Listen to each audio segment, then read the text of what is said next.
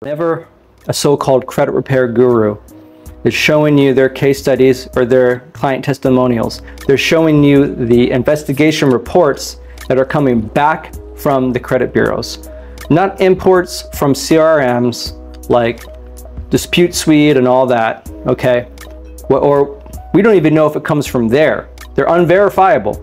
Think about it. If we're trying to verify the accuracy of things, how can we verify the accuracy of something that's photoshopped or looks tampered with, right? That's why I show my case studies a lot differently. I log into the Credit Karma and we show deletions, deletions, deletions.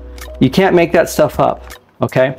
And another thing about looking up on YouTube, you want to make sure they have hundreds of case studies, because the importance of a case study to begin with in clinical trials, if you know how clinical trial products are ordained, they look at the randomizations of those case studies of the people that they pick. It's the same like a jury, they pick random people. So mathematically, they can quantify the most probable outcome of what is most likely the most accurate thing to happen for the vast majority of people. Okay, imagine if you lived in one small city that's a rural area in a state that's illegal to do credit repair to begin with. Let's just say Georgia, for example. Let's say someone lived in a trailer park and you got all your trailer park buddies. You got 20 people in the trailer park and you worked on their credit and you got some results. And then all of a sudden you thinking you're the god of credit repair, that you know how to do it because you sent something in your mailbox and it sent to the bureaus, and then 6 months later you got it back, and then you got to put it up on YouTube and lie to people that you did it in 2 weeks, because it's bullshit, because this video is going to debunk those liars. Anyone that comes at me to say I'm a liar or I'm making things up, they're a liar themselves, or they're just plain out stupid.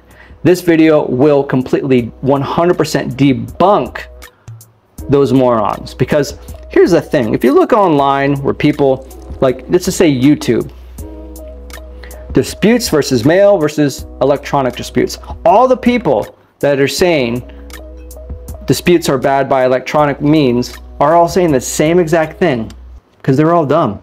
Want to know why? These people are claiming, even lawyers are lying through their teeth. Just because someone's a lawyer doesn't make them any different than you or me.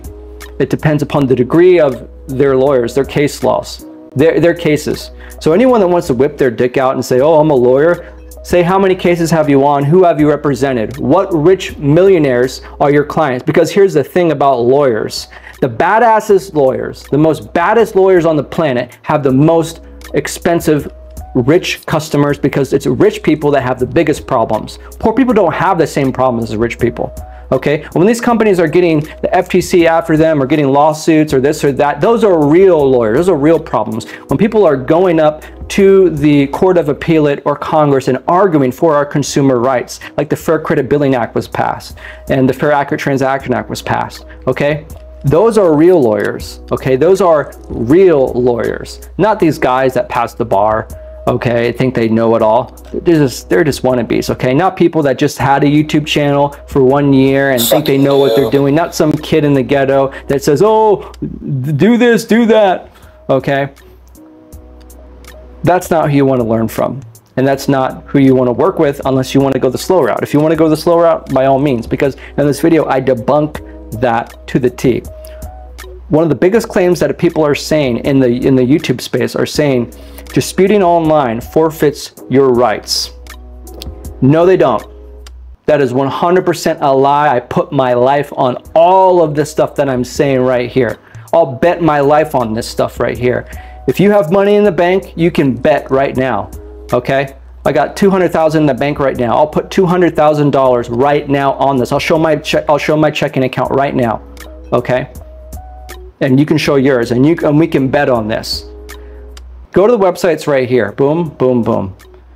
All your rights are displayed right there. There is no entity, organization that can infringe upon your rights legally. Now, I'm not saying the bureaus don't, but they can't out openly, to which if you are really intelligent, I'm not talking about an amateur, because we're not talking about amateurs repairing credit, okay? We're not talking about amateur basketball players. We're talking about the NBA level. It's a completely different level. We're not talking about brokies here. We're talking about people that are rich, successful already, that have credit, that have real estate, okay? That have had hundreds of client successes, all right? We're not talking about you making some mistakes and then they infringe upon your rights. We're talking about, no, because if you actually knew what we knew, that wouldn't happen. And so that's the more reason why you should hire a professional, because the quality of service that you'll get out there, these people don't know what to do. And if you don't know how to file a dispute online, all the people that are making claims against electronic disputes, and I have no emotional disposition towards either or, it's just an observation. I have no interest in causing any controversy about this. I really don't. The only thing that I want to clear up here is some facts and fallacies, and I can prove it. Now, here's the thing. They're saying that it infringes upon your right. No, that's against the law. The bureaus can get sued for that. They do it anyway, okay? Think about all the things that you've mailed out before. They still are going to infringe upon your rights. And it's not necessarily they're infringing upon your rights, it's just that you haven't found a violation. Credit repair is very technical. These credit bureaus are trying to be a median intermediary and trying to just be the middleman. But they're not going to help you get it off. That's your job. The creditors are really smart too. Think about these credit card companies against you. Who's smarter? They have credit cards. They have data mining. They have all the resources and AI against you. Who the fuck do you think you are? Seriously, sending out mail when you go to their system and they know how to shrivel up that mail with the ACDV and destroy that dispute? Come on, you can't sit here and tell me you're getting results in 1 week, 2 weeks when you do stuff by mail or consistently for that. Don't cherry pick stuff. These YouTubers are cherry picking their results. You can't cherry pick random people in a case study. Don't misconstrue things. All right? You can't cherry pick your results. The good thing about my channel, I created a playlist and you can see clear as day. I show you everything. Sometimes I show 1, sometimes I show 2, sometimes I show 50 things deleted, sometimes I show hundreds of things deleted. I have no control over that. I am not bashful to show you my work. I've already been successful for many years. I've already done what I wanted to do in this industry and still doing more. Okay? I've already proven that. I have nothing to prove. Now it's just this is what I do. Okay? Now here's the thing. You have other people that are saying if you dispute online, you can't upload, you can't write as much as what you want. You're given this little box. If you look right here, people are talking about this box right here. You can't send a full dispute online. No, you can't because you don't know how to do it. Remember, often when people don't know how to do things, they think other people can't. But when you have success like I have and my mentors have, then you already know that that's not true. Okay? There's no one that can tell me anything because I already have hundreds of consistent results from the methods that we've used. The advanced credit repair methods. There's levels of credit repair. Amateur, snail mail credit repair, and super high elite credit repair. And that's why people pay a premium for my service, because the people that see all these cheaper sites, they see these cheap competitors and these people, they're not buying into the bullshit. If you're smart enough to afford my fee, if you can afford my fee to begin with, chances are you're more intelligent than average. Okay? And you could see the bullshit. You know something's not right. That's why people will pay me my fee versus you giving out discounts, that person giving out discounts, or whoever giving out discounts, because they already know they're full of shit. They don't trust you. Okay? Now, if you're not intelligent enough to understand that you do not want to send your dispute in that little box, I don't need to help you. I'll tell you right now, if you're disputing like that, you're doing it wrong. That's not how you want to dispute. Okay? If you're going to dispute online, you don't write your dispute in the box that they give you there. And I'm not going to tell you where to do it. But if you're not intelligent enough to figure that part out, then you clearly do not know how to do credit repair. No wonder you're doing it the mail way, because you don't know how to dispute online. So I'm just going to tell you guys right now, there's a little section here. Where does it say? It says upload.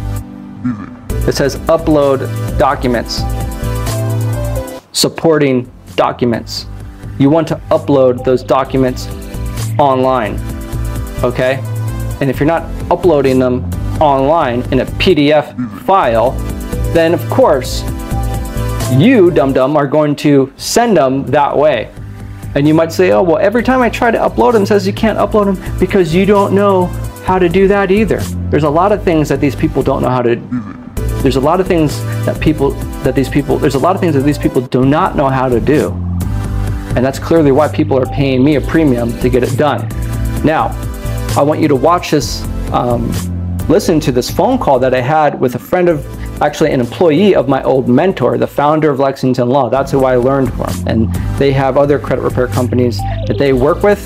And this is just to show you, I collaborate with a lot of credit repair people, okay? People that have credit repair business. You can check out my review from Colin York and Son. His channel is pretty poppin', okay? He left me this awesome review. He has a successful credit repair company. He has nothing bad to say about me. I have nothing bad to say about him. And in full transparency, he is not bashful to leave me this public comment on our website and show you that's just basically what has happened. People like Colin don't have anything to hide. People like me have nothing to hide, okay? Start understanding what transparency is and what it isn't. And when you see some hater talking crap about me, you already realize they're jealous about my success.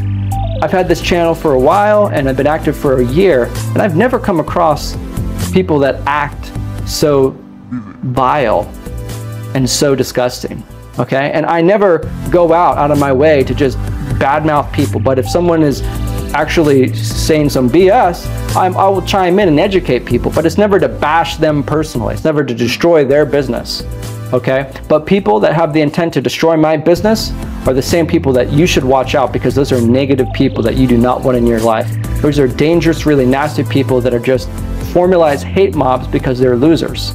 And this video is to shine light on what is true and what's not. In the YouTube community, there's a lot of bullshit, and I'm not the only one that agrees, because not everyone is looking on YouTube for credit repair. And that's why if you just go to Google, you'll find my website. Google is the leading search engine in the world. It has the most eyeballs in the world.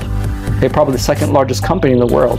That's where our space is. Google, badcredit.org. You can see this article has 100,000 views of people that are intelligent in the finance industry, investment bankers, real estate agents, brokers that have bad credit too, that are learning, helping other people, referring. YouTube is more or less people that are just trying to get a lot of attention and giving out anything that can get attention. That's how YouTube is, how YouTube works, is that they give you what you want to see. If you want to see something, you're going to see it. You can see anything.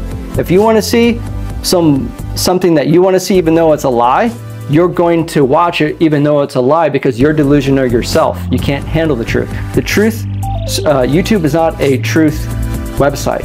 You're not going to find the truth here. What you'll find is a lot of bullshit, and you waste your time navigating through the bullshit until you find a hidden gem, which is this channel. So guys, enjoy this phone call and listen to it. Listen to the whole thing, because that pretty much sums up what's going on in this industry.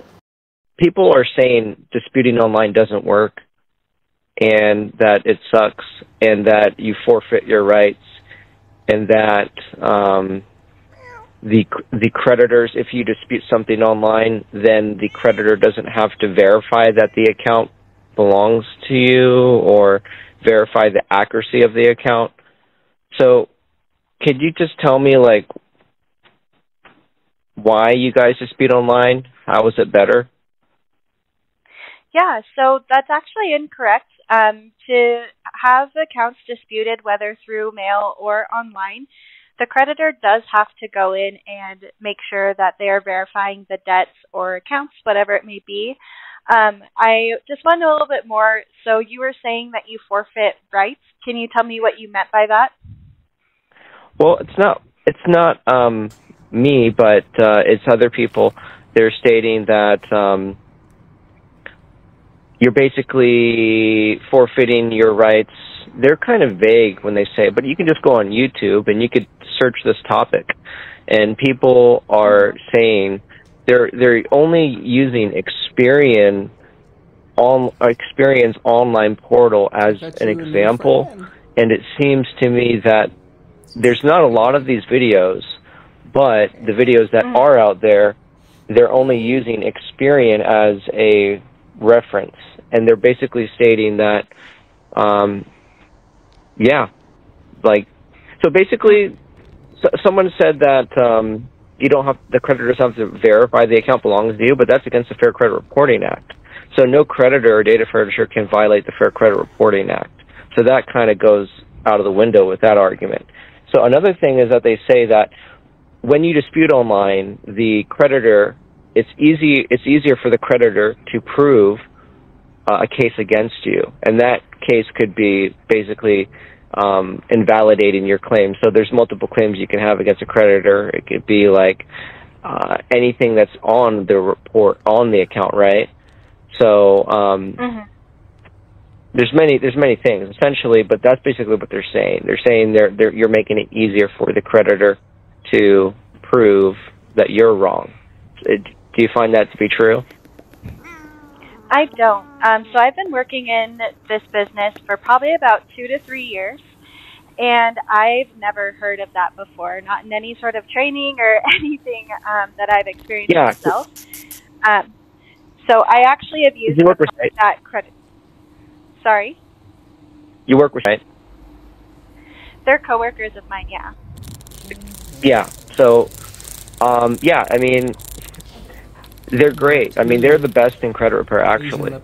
So there's no one really that's better than them. And then look, he wants to go home. Yeah, I mean, like, because there's a lot of people, well, there's people out there that are on YouTube, and the YouTube space is really, really fake. And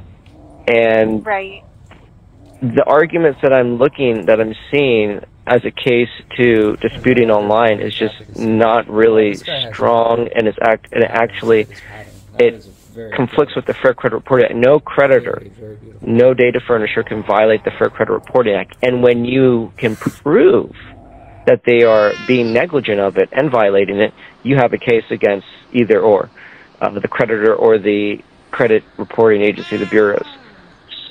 So that kind of throws that argument out of the way. Another thing is that,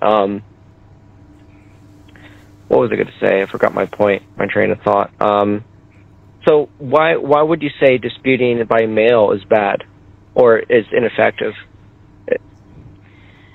So, in my opinion, and also just what I've seen happen for my own credit profile and for other clients, it just takes a lot longer. Because when you dispute through mail, you know, it's called snail mail for a reason. Sometimes it can take several weeks for it to get to a creditor. And so, you know, you're waiting for it to get to them, and then you're also waiting for them to respond. And within that, the claim can expire because I believe it's around 30 days that they have to get back to you. Or sorry, not expire, but you have 30 days from the time they receive that notice. So by disputing electronically, it's just automatically sent to the credit bureaus. And then the credit bureaus have 30 days from the day that it's sent to them electronically to get back to you. I think it's, you know, everyone knows nowadays, email or just simply doing things through computer is going to be faster than going through the mail. Yeah, it's kind of common logic, yeah. There are people that dispute online and they have no success. And I think that's because, well, it's obvious that they don't know how to dispute online. Because disputing online or mail doesn't ultimately decide whether something gets off. That's just the median that you use to dispute something. However, the experience and the intelligence and the violations that are circumstantial to the individual would, in fact, heighten the chances of the success.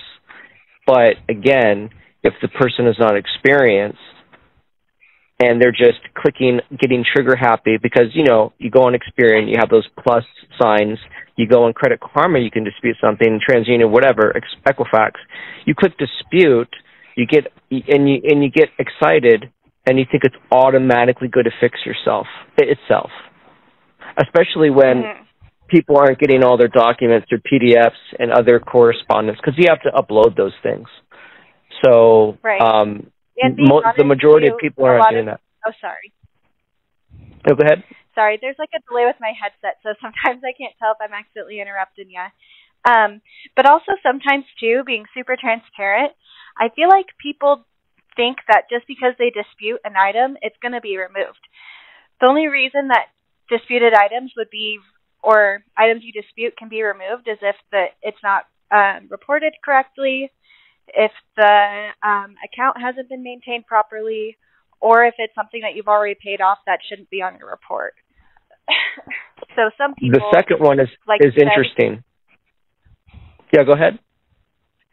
Oh, I was just saying some people are under the impression that just because you dispute it means it's going to be taken off. So I think that's why some people get frustrated with the disputing process, because they would rather just not take accountability for some debts that are there instead of, just try and figure out how to work it out with their creditor. Does that make sense? Yeah, it's mainly due to consumer ignorance and lack of training, because to repair credit is a profession and it is a skill set. Mm-hmm. The second option you said is poor maintenance of the account. Now, I think what you mean by that is the creditor maintaining it incorrectly. And from what I observed is when you have credit such as, you will be able to see that actually infringe upon the rights of the consumer, such as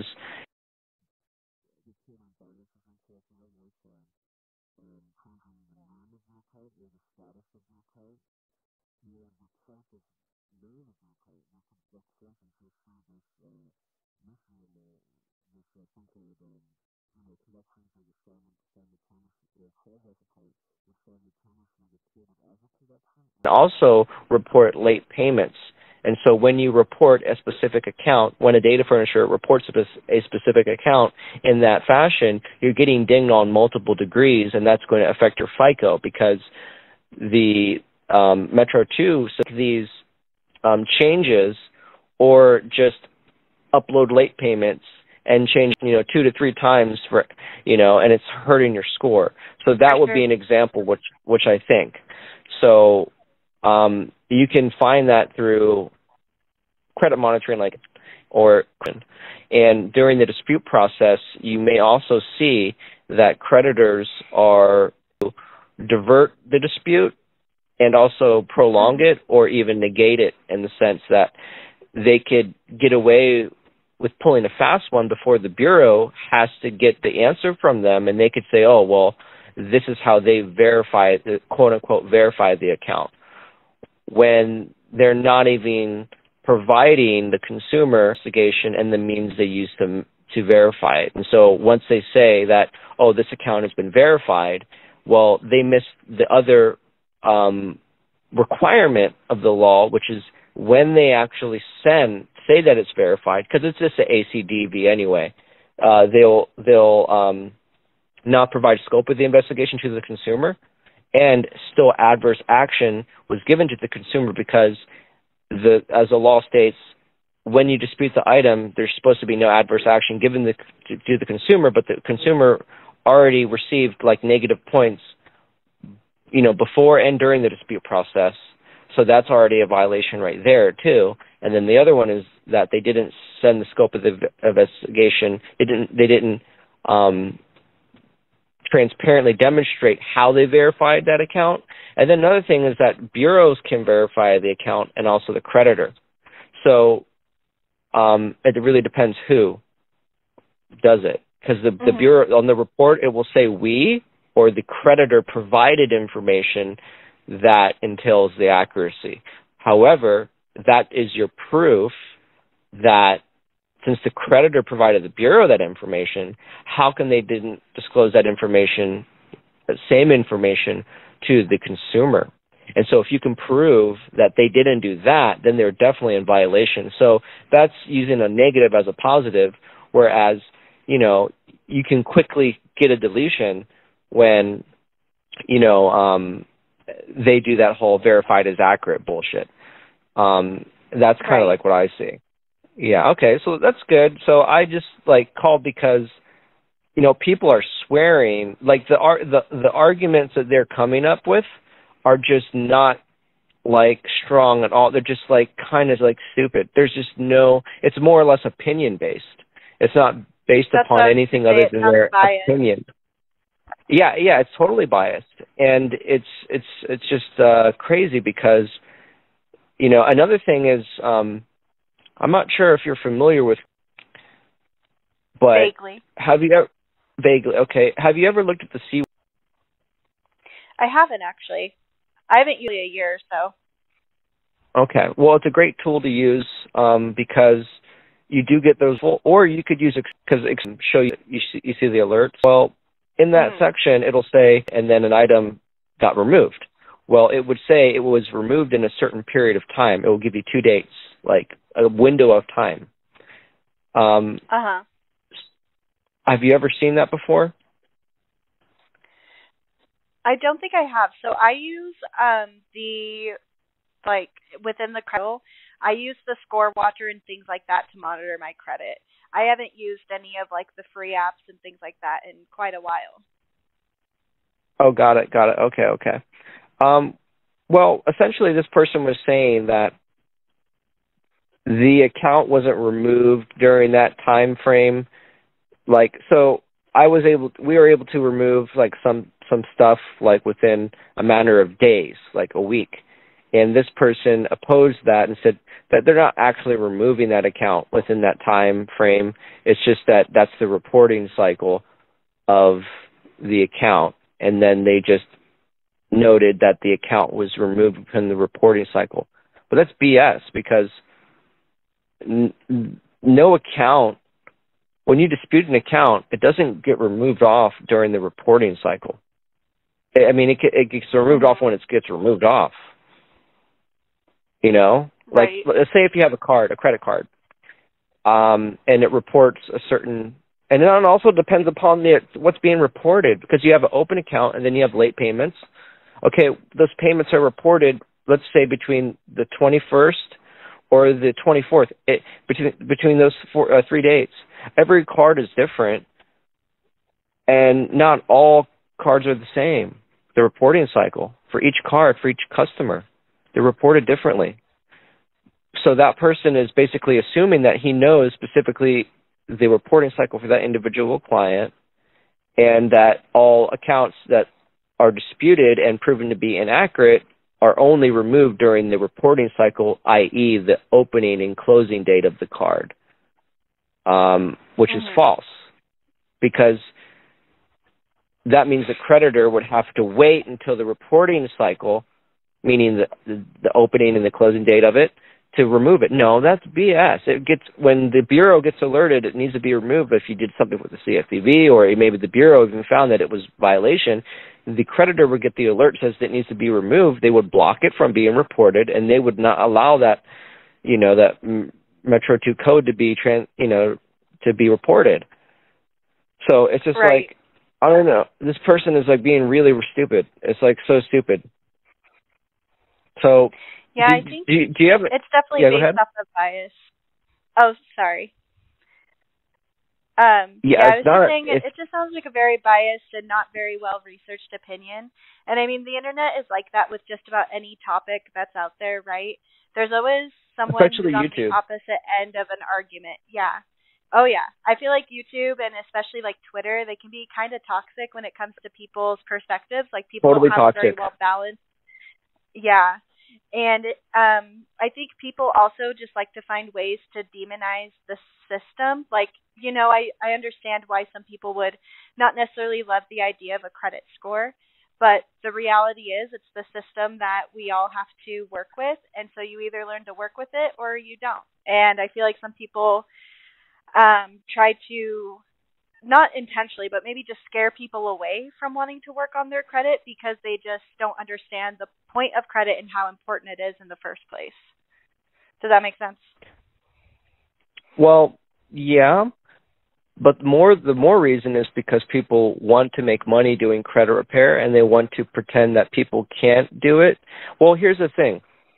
We already know people don't know how to do it, because if you looked at the CFPB's study, they saw that only 2%, less than 2% of disputes were actually being answered by. And the reason, if you look at the lawsuit that they had, the reason why they weren't being answered is because they were marked as frivolous or erroneous or somewhere in that category, and that's due to incompetence. And also other mainstream credit repair companies are sending out templates because they're mass producing credit repair. And yeah, so they are doing templates, and the bureaus know that, hey, this is unauthorized third party, blah, blah, blah, and they could actually kind of gray area legally kind of not give them the justice and due diligence. So that was their alibi, but it's obvious most people don't have either. They don't have time to do it. It takes a skill. It takes a professional to do this. I'm not saying that just because it is, but other people that do the mail stuff, they want to lie and they want to act like you can't do it online. Well, people, they shouldn't do it if they don't know what they're doing. They should hire a professional, but it's still not a good argument because online is way more efficient. Way more efficient. Yeah. But I just don't know why someone would actually make that argument. Even there's a lawyer on Google, he had a post about it. You can just Google this topic. And he was saying that he said the things that I told you earlier, but those arguments, I already threw them out. I'm just trying to find a reason. I'm just trying to find, like, a valid argument against the case that disputing online is wrong or bad. I mean, or ineffective. Because all the results I got absolutely, utterly insane. Because the majority are just absolutely, utterly insane. Because the majority of people we sent, they hired multiple people, and even a good amount of people did credit sweeps, which are, false affidavits, stuff like that, or just mail disputes, fax disputes, whatever, right? So it's just like, it's just kind of weird.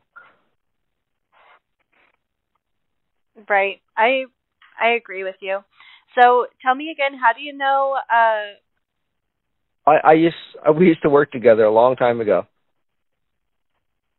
Oh, okay. Was it here at a credit repair company? Different credit repair companies, and also, still work there?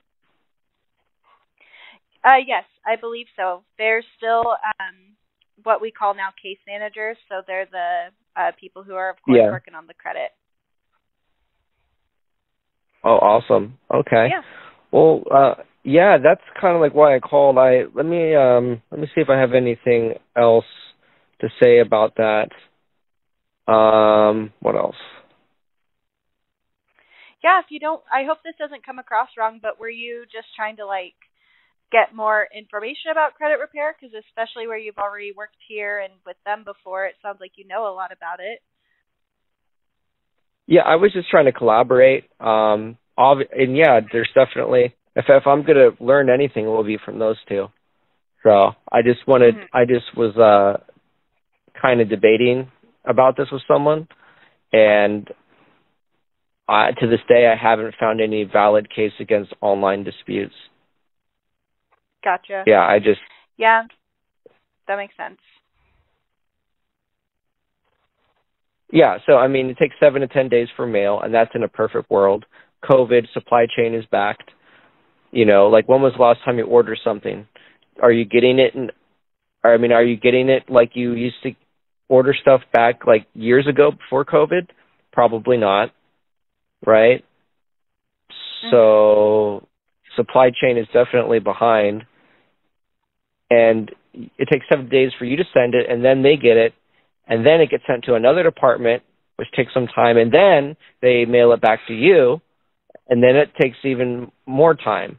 And so these people that are claiming to get results in 30 days by mail, I think that they're lying. I just think it's not probable, because Lexington Law is the juggernaut of credit repair, and they do mail disputes, but they never have any case, like very, very rarely do they ever have case studies where they say they got deletions in 30 days. Yeah, if you look at their Yeah. success statistics on their website, it's like a 23% deletion success rate after 4 to 6 months. But that's still kind of a window, 4 to 6 months. But that's what they state on their website. You can look, 4 to 6 months, 23% deletion. So they're giving that success statistics after the 4th month, which makes sense. I'm dissecting this mail system, and it's just like, I don't see how you could possibly get results within, consistently. You can send a mailer to a creditor, and if they made a big violation, you could scare them like a debt collector, and you could get them to, I guess, maybe stop reporting it. Yeah, but the Bureau, they could re-report it. So I just don't I just don't see consistency in that. I really don't. The 2 months, yeah, I could see results in 2 months, yeah, like 55 days, but not 30 days.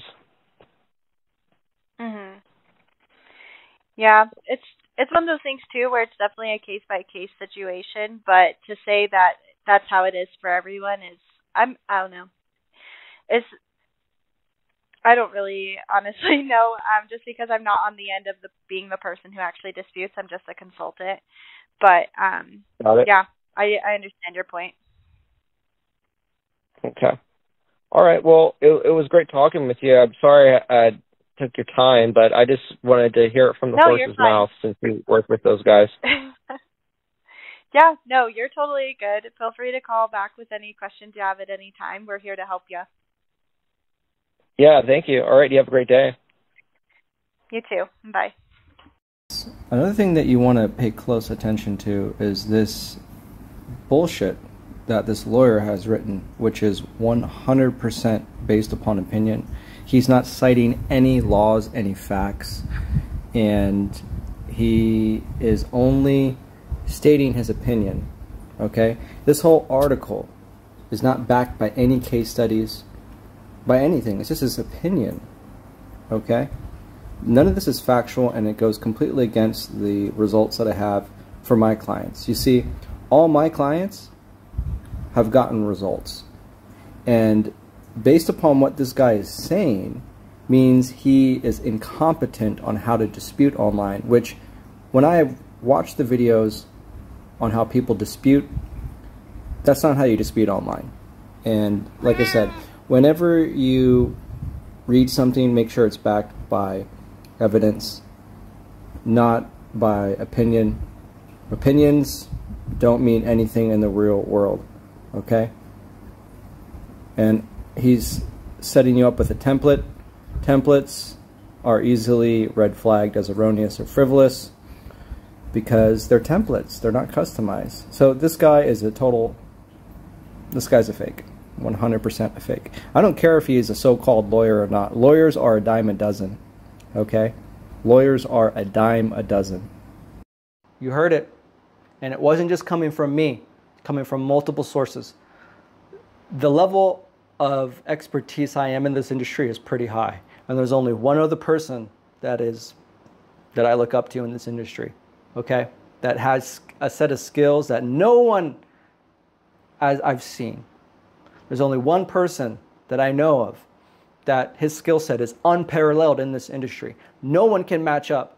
No one has matched up to his level because he's been around for like 30 years and it's got tens of thousands, okay? I think he worked on 50,000 files in his personally. 50,000 files he worked on, okay? And I'm sitting here, you know, thousands. He's tens of 50,000 files he's worked on personally, okay? So think about that. Take that experience into account. He don't have a YouTube channel, okay? Smart people probably not going to be found on YouTube. You're lucky that you have this video because I'm going to show you guys straight up, okay? I don't run a credit repair course.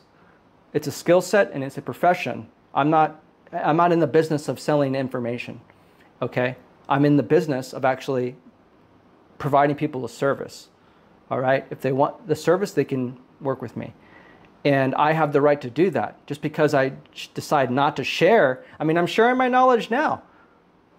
This should be an adequate for you to make the best decision, to make the best. Now you know how to actually dispute online to a degree. You actually don't know the whole spectrum. There's a lot. But the reason why I post these videos is for you to just to kind of be pointed in the right direction and hire the right person. Because, like I said, you can't possibly learn this stuff by rummaging through all the bullshit on YouTube. But it's going to waste your time. You're going to spend more time wasting your time learning how to do it the wrong way than you are the right way. I'm not trying to sell you anything other than my service, but I will sell it to you by earning your trust that I can do the job done, and that there's bullshit that people say that I will attest, that I will negate, that I will throw out, that I will debunk, things that I just won't tolerate. And when people start saying that I am a scammer or saying this, okay, we'll see. We'll see about that. All right? It's just plain out disrespect. But anyway, don't really care. People talk too much. The results you can see. Go to my playlist. Look at my case studies. Okay? And I have tons more results that I can show that I'm good at post. And I have results from 10 years ago, 9 years ago, 8 years ago, 7 years ago, 6 years ago, 5 years ago, 4 years ago, 3 years ago, 2 years ago, 1 year ago, 1 day ago. I have results. Okay? And I have results coming 1 second from now. Bing! Okay? And the results are going to continue. And I'm going to continue to do this business how we've been doing it on a high advanced level. And that's just the plain out truth. So work with someone that has stood through the test of time. Don't just choose someone that has a fluke, has their 30 seconds of fame, and think that that's the route to success. Work with someone that have the track record. Work with someone that has a track record. Okay? Don't work with these fakes.